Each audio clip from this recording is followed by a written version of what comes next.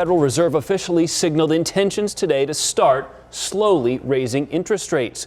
They've been near zero since the start of the pandemic to help prop up our economy. But with the highest inflation we've seen in decades, businesses struggling to hire workers and supply chain shortages, the Fed is taking steps to rein in those problems.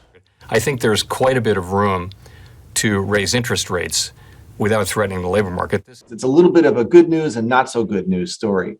The good news is that a number of things are happening in the economy. Higher wages, kind of that wage growth is helping to drive consumption. Raising interest rates means everything from mortgage rates to credit card rates to auto loan rates are all going to go up.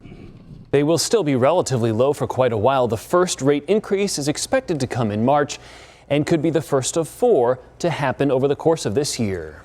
The interest rate increases will be slow, but we have already seen mortgage rates start to rise ahead of the Federal Reserve's increases, and that is slightly slowing sales of new homes. David Contabiano is live tonight with more on how these changes could affect the real estate market here in the Valley. David.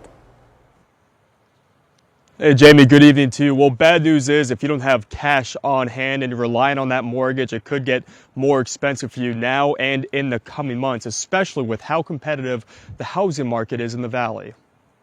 I would put in offers for something and it'd have 11 offers already. Samantha Bucksbaum was among the countless Arizona home buyers wondering when her dream home would pop up in one of the country's hottest housing markets. And I started looking at places every single day, but it was like really, really hard to actually find something that was nice, but also in my price range.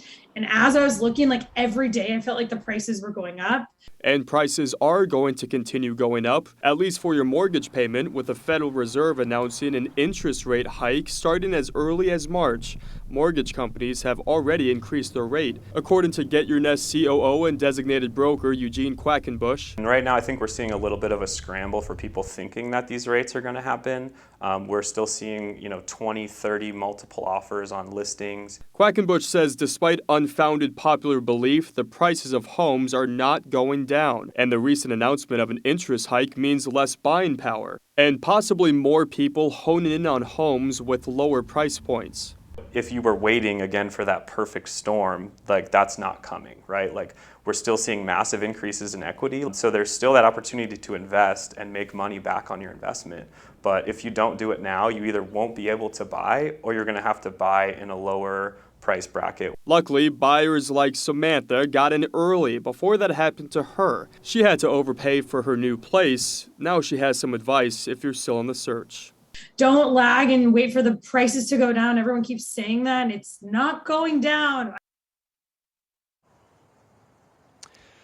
So Quackenbush says that despite the raise of interest rates, we're still at a historic low at this point in terms of where it's at for the mortgage rates, even though there's a steady increase. The problem remains, though, that there's just such low inventory and still so many buyers, Jared.